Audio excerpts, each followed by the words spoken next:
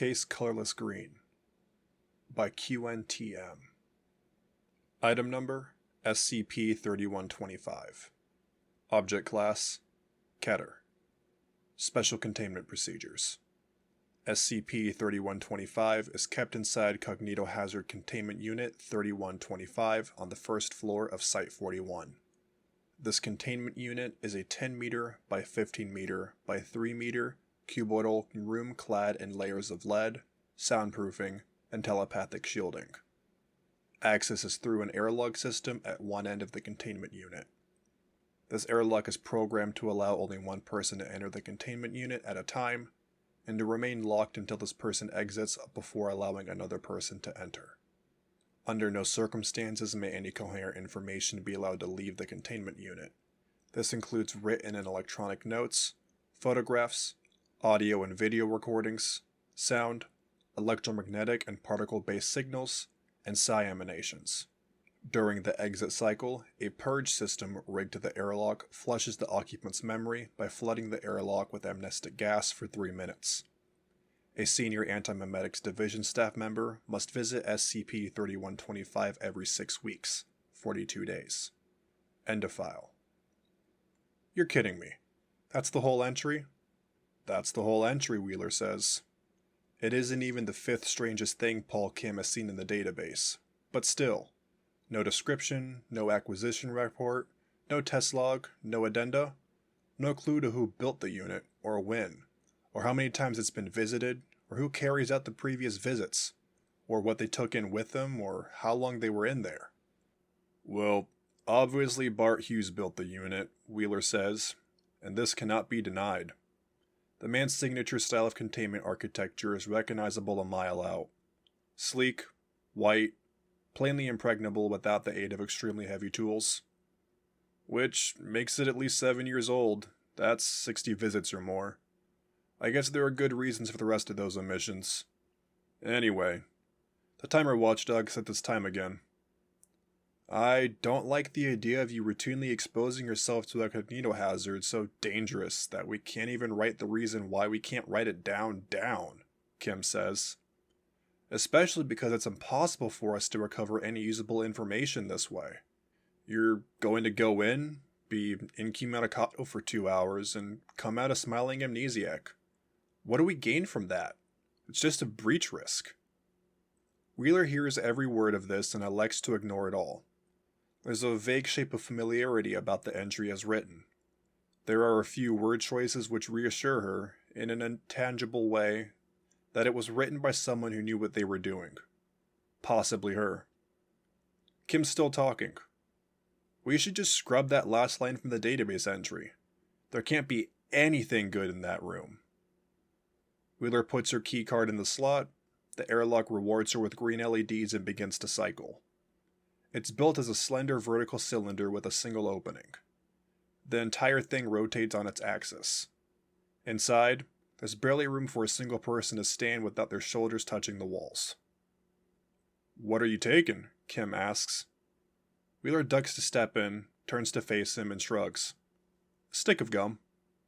I can get you field gear, Kim says, as the airlock begins to rotate again, emitting a low, quiet thrum, slowly as an audible warning that there is machinery in motion. We'll raid inventory? Give me 15 minutes and I'll turn you into a one-woman war. If Wheeler says anything in response to this, it's cut off by the soundproofing as the airlock rotates. Kim is left alone in the antechamber. He stares at the outer door for a worried moment. He presses his ear to the door for a while, but hears nothing. Not even a faint tremble from the airlock mechanism. Inside, it's pitch dark for a few seconds. Then, some unseen sensor detects Wheeler's presence and brings the fluorescents up. Half of them, anyway. The others remain inert or flicker aggravatingly. The room's interior walls are made up from milky white glass, bulletproof knowing hues, and plastered with paperwork, taped in blue tacked up in vaguely coherent masses. Where there is no paperwork, people have drawn directly on the walls in marker pen.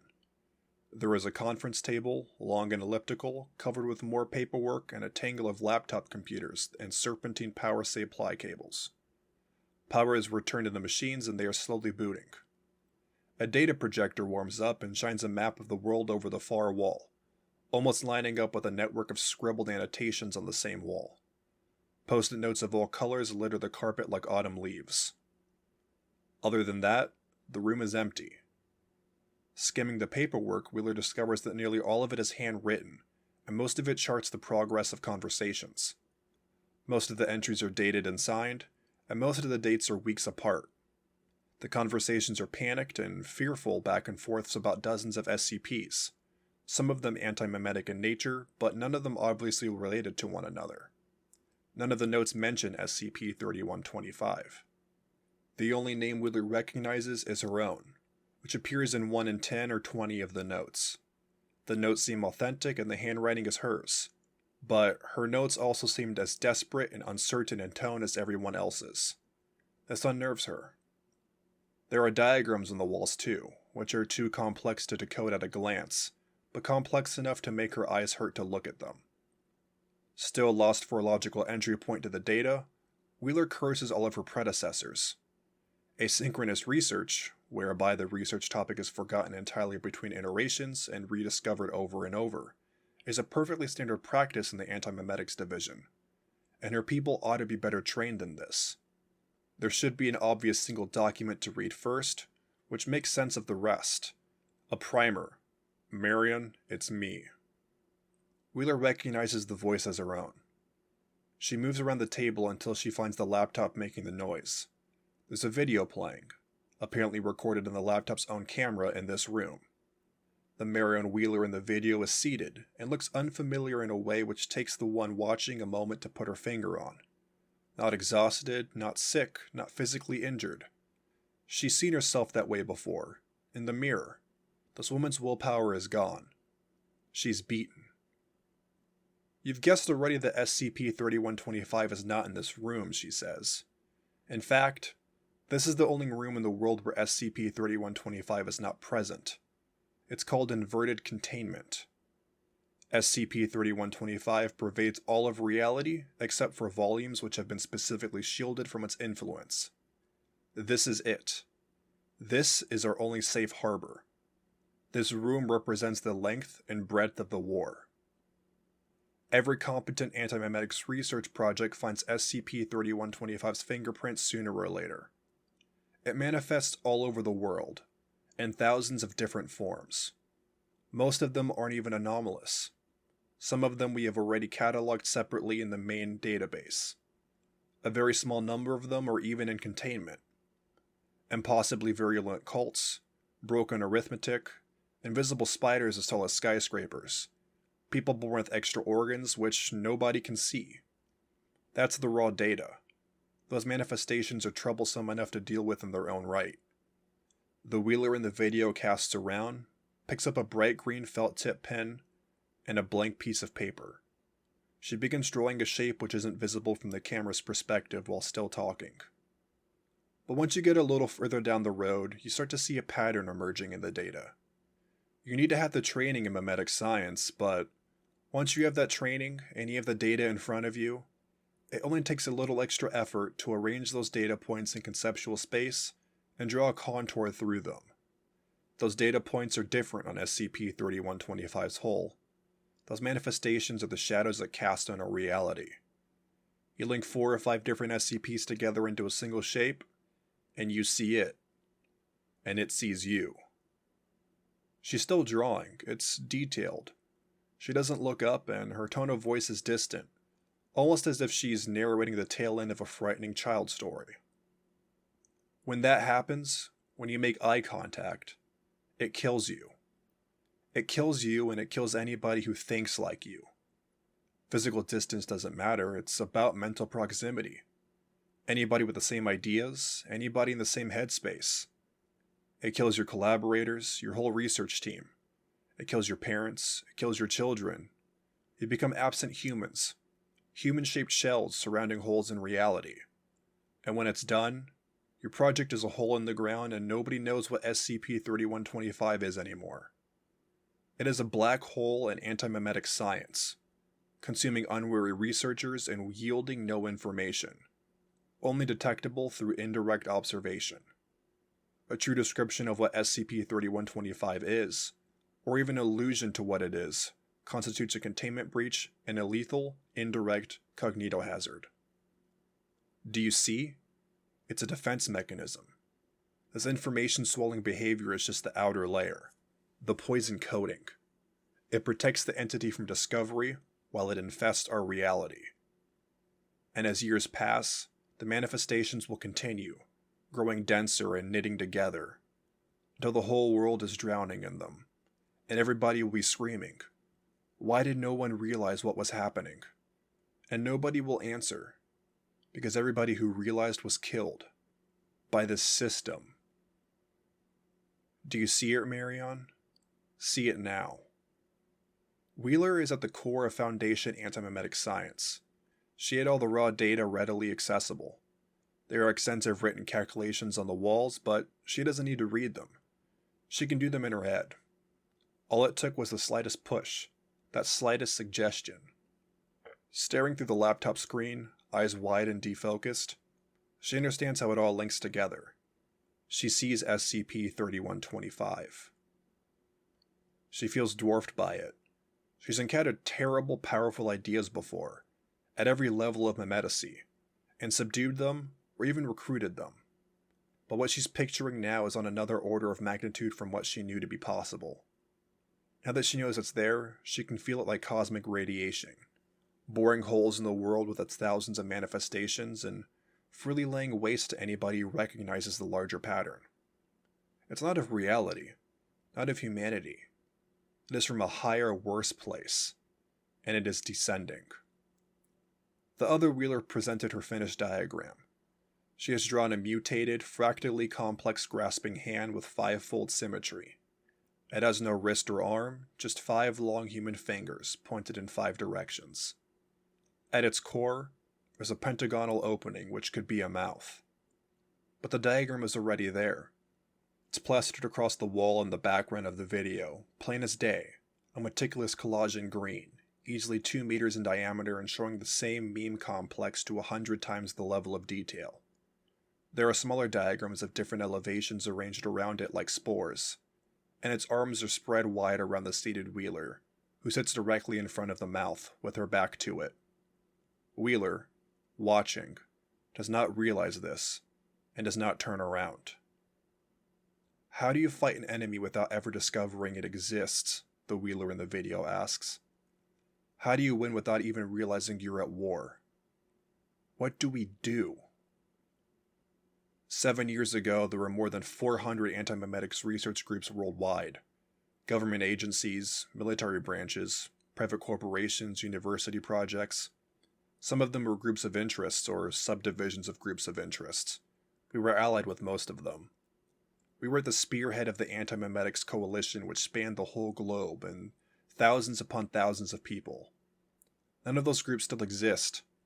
The last one ceased to exist sometime in the last 72 hours. 3 years ago, Foundation Antimemetics was an organization of more than 4,000 people. Now it's 90. There's no war. We've lost the war. It's over. This is a mopping up operation. The only reason we still exist at all is because we have better amnestic biochemistry than anybody else in the world. Because that's all you can do when you see SCP-3125. Run away and try to forget what you saw. Seek oblivion in chemicals or alcohol or head trauma. And even that can't work every time. It's circling in. We meet it over and over again and we don't realize it. There's no way we can stop ourselves from rediscovering it. We're too damn smart. She points at something on the wall, out of view of the laptop's camera. Wheeler, watching, turns to look. In an upper corner of the room, there is a constellation of dizzyingly complicated schematics. Bart Hughes' initials are on every page. There's a machine we could build. All it would take is 8 years, a lab as big as West Virginia, and all the money in the world. Nothing that the O5 Council would blink at if we went to them. But how do we build that machine without any of us realizing what it's for? It would be like building and launching Apollo 11 without a single engineer deducing that the moon existed. The logistics would be insane, and the secrecy would be well past impossible. Someone would start asking questions, and then it would be over. So what do we do? Find another way, Wheeler says to the unhearing recording. The fatalistic tone of her voice makes her angry. What the hell is wrong with you? I could tell everybody to walk away. I could send a little message to myself saying, there's danger down this road. You should disband the Anti-Memetics Division and pursue other projects. But I'd be suspicious. I'd start asking questions, and then it would be over. Wheeler's now crouched in front of the video, trying to understand what she's watching. What's wrong, Marion? Are you okay? I could kill myself in here, the recording says. But my team would find SCP-3125 without me, and then they'd have to fight SCP-3125 without me. It's going to happen soon, whatever happens. In the next 2 months at most. This year, it will be over. I may die in here anyway. I'm on so many amnestic drugs that my endocrine system is shutting down.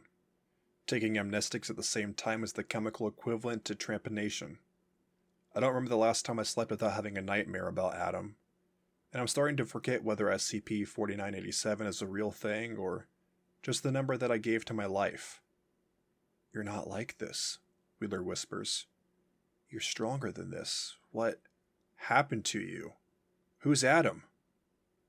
I don't know how to survive this. I don't know how we win.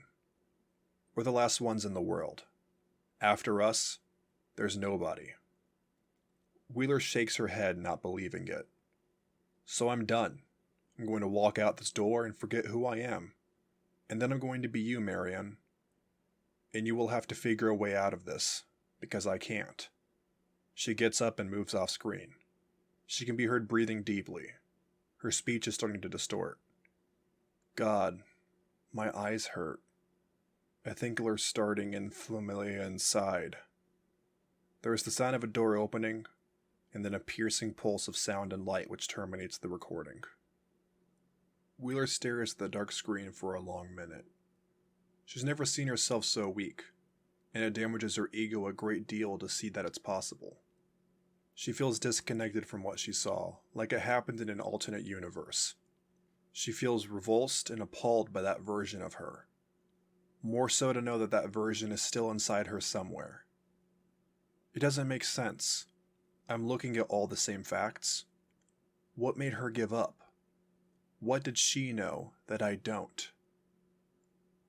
Who was Adam? The answer to this question is so obvious and sickening that she instinctively distrusts it. She circles around the answer, probing it, trying to find reasons to reject it, but it's inescapable. Adam was someone she knew when the video was recorded, now completely removed from her memory. Adam was someone the thought of whose safety paralyzed her with fear. Someone in the same headspace. Someone she couldn't bear to lose. And then she lost. But what if there's another room? Unbidden, a cute factoid comes back to her right then. Site-41 is almost completely vacant. In particular, 200 meters below Site-41, there's an empty heavy engineering lab. An underground complex the size of a hockey stadium. Self-contained, in pristine condition, totally disused. Sealed up, original purpose forgotten. Nobody has entered it in living memory. Built who knows how many decades back by a dead generation of anti-memeticists. What if that's where we built our weapon? Do I really believe I'm that smart? That my team and I had that much foresight? That we got that lucky? She turns to look at the airlock, running the numbers in her head. Anti-Memetics Division staff, other than me, 38. 42 days until the next iteration. That's past the end of the year. It'll be too late. If I leave this room now, I will never be back. The plan I have now is the best plan that's ever going to be. We're the last ones in the world. After that, there's nobody. Kim is so deeply buried in his work at the terminal, and the airlock is so quiet, that he almost doesn't notice when it starts to cycle open again. We need to check you for notes, he begins. But then he sees that Marion Wheeler is curled up in the bottom of a narrow cylinder, panting as though she had just finished a marathon run. Kim holds a hand out, but she shakes her head, electing to stay lying low, knees bent up to her chest, sucking down lungs full of air. "What in the world happened in there?" Kim asks. "Just need," she gasps, "to breathe. Be okay in a second. I think I blacked out for a moment. Might have inhaled some. I think I'm okay. I remember the plan." Kim looks confused and worried for a second, and then they replace him. "You shouldn't be able to remember anything. What did you do?" "Hit my head," Wheeler says, then goes back to concentrating on breathing properly. She suddenly becomes acutely aware that Kim has her effectively cornered. Disliking this configuration for reasons which she's only gradually putting together, she levers herself up to one shoulder and tries to stand. Kim puts a hand on her shoulder and pushes her back down. "You look terrible," he says. "There's something inflated in your neck. Do you see that?" He points at her throat, then taps the same spot on his own. "What?" "On your neck. A niflahela. You've been infected by whatever was in there. We need to act quickly." He reaches for his key ring and unthreads a Swiss Army knife and unfolds a short, gleaming blade. He does this in such a methodical, ordinary way that Wheeler almost forgets to react when he leans down towards her to cut her throat. Almost. She grips his wrists. They're locked like that for a moment, a tableau. She looks into Paul Kim's eye. But it isn't his eye anymore. She squints, wondering if she's making eye contact with anything but a hole in the space. She already feels the force bearing down on her own skull, trying to drill into it. But she knows its shape, and that means she can hold out, maybe for a few minutes. She had hoped, prayed, that Kim would not succumb so quickly. But in a crazed little way, she thought there would at least be a sign, a theatrical doubling over as his mind was wrenched out of a socket. Kim's wrist spasms as he tries to lunge with the knife. Wheeler parries and its tip glances off the airlock interior walls with a screech. They shuffle for an awkward moment, then she boots Kim in the stomach with both feet, sending him sprawling in the antechamber. She launches out of the airlock, dives over him, and sprints away from the containment unit. She feels SCP-3125 following her as she runs, like a spotlight. She hears a crash on another part of the site, as the first pieces of ceiling caves in.